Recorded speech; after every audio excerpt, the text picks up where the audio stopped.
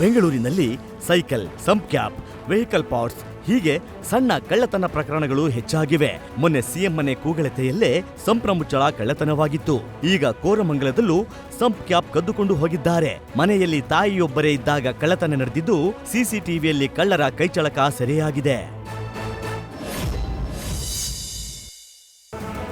ರಾಜಧಾನಿ ಬೆಂಗಳೂರಿನಲ್ಲಿ ರೋಡ್ ರೇಜ್ ಕೇಸ್ಗಳಿಗೆ ಬ್ರೇಕ್ ಬೀಳೋ ಲಕ್ಷಣಗಳೇ ಕಾಣ್ತಿಲ್ಲ. ಹಲಸೂರು ಬಳಿ ಮಧ್ಯದ ಅಮಲಿನಲ್ಲಿ ಬೈಕ್ ಸವಾರನೋರ್ವ ಕಾರು ಚಾಲಕನೊಂದಿಗೆ ಹಾರ್ನ್ ಹೊಡೆದಿದ್ರು ಕಾರಿನವನ ಜೊತೆ ಕಿರಿಕ್ ಮಾಡಿದ್ದಾನೆ. KA 51 V8758 ನಂಬರ್ ಸ್ಕೂಟರ್ನಲ್ಲಿ ಬಂದ ಸವಾರ ಕಾರಿಗೆ ಅಡ್ಡ ಬಂದು ಸಂಚಾರಕ್ಕೆ ತೊಂದರೆ ಮಾಡಿದ್ದಾನೆಂದು ಕಾರು ಚಾಲಕ ಹಲಸೂರು ಠಾಣೆಗೆ ದೂರು ನೀಡಿದ್ದಾರೆ. ಸಾರಿ ಕೇಳಿದ್ರು ಬಿಡದೆ ಅವಾಚ್ಯವಾಗಿ ನಿಂದಿಸಿದ್ದಾನೆ ಅಂತ ದೂರಿನಲ್ಲಿ ಉಲ್ಲೇಖಿಸಿದ್ದಾರೆ.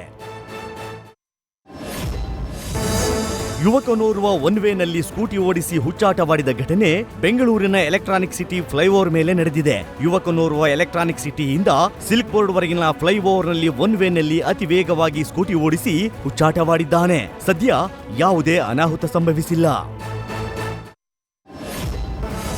ವಿರೋಧ ಪಕ್ಷದ ನಾಯಕ ಆರ್ ಅಶೋಕ್ ನೇತೃತ್ವದಲ್ಲಿ ಜಯನಗರದ JSS ಎಜುಕೇಷನ್ ಕಾಂಪ್ಲೆಕ್ಸ್ನಲ್ಲಿ ಅದ್ದೂರಿಯಾಗಿ ಫಾದರ್ಸ್ ಡೇ ಆಚರಿಸಲಾಯಿತು. ಕಾರ್ಯಕ್ರಮದಲ್ಲಿ ನಿಜ ನಾಯಕ ಅಪ್ಪ ಎಂಬ ಕನ್ನಡ ಹಾಡನ್ನ ರಿಲೀಸ್ ಮಾಡಲಾಯಿತು.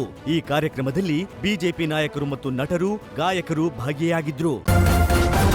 ನ್ಯೂಸ್ ಫಸ್ಟ್ ನಿರ್ಭೀತಿಯಿಂದ ನಿಮ್ಮ ಪರವಾಗಿ.